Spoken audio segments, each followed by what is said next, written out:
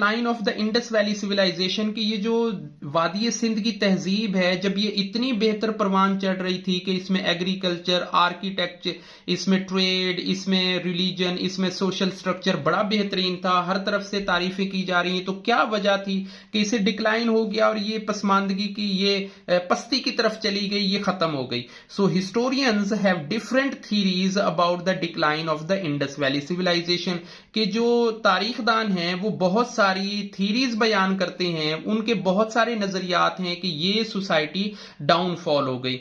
The different explanations are based on their interpretations of the history, कि ज्यादातर जो हैं वो तशरीह करती हैं। इंटरप्रिटेशन होता है किसी चीज की तशरीह करना, एक्सप्लेन करना, उसको समराइज नहीं, उसे बहुत ज्यादा एक्सप्लेन करना। सो बहुत सारी डिफरेंट थीरीज हैं जिनको हम एक्सप्लेन करेंगे। There are many factors of the causes decline of the great Indus valley civilisation, कि ये बहुत सारे इसके अंदर फैक्टर्स थे, कोई एक वजह नहीं थी। ये गेस किया जा रहा है। Number 1, the Indus basin dried up, the people move to the, कि हो सकता है कि जो दरियाए सिंध है, जो दरियाए सिंध का जो निचला इलाका है, जो यहाँ पे आबादकारी थी, वो हो सकता है ड्राई हो गया हो, खुश्क हो गया हो, और लोगों को पानी यहाँ पे मुयसर ना हो रहा हो और वो यहाँ से मूव कर गए हो। दूसरे नंबर पे ये भी गैस किया जा सकता है the river Indus change its course, के जो दरियाए सिंध है उसने अपना रास्ता बदल लिया हो। कोर्स का मतलब यहाँ पे लिया जा रहा है रास्ते का, कि हो सकता है कि उसने अपना रास्ता ही चेंज कर लिया हो। सो यहां से ये सिविलाइजेशन मूव होके किसी और जगह पे चली गई हो। या फिर some natural disaster like great flood, के कुछ कुदरती हालात ऐसे आ गए हों, कुछ कुदरती आफात ऐसी आ गई, जैसे ग्रेट फ्लड आ गया, डेवोकास्टिंग अर्थक्वेक आ गए, बहुत खतरनाक किस्म के जलजले आ गए, या इस किस्म का कुछ हालात यहां पे पैदा हुए होंगे। नंबर 4 पे हम एक रीजन पढ़ते हैं ओवर कल्टीवेशन, यानी बहुत ज्यादा ज़राअत साजी, या ओवर ग्रेजिंग, या बहुत सारी चीजों को खा लेना, ओवर ग्रेजिंग कर लेना, बहुत ज्यादा खा पी लेना।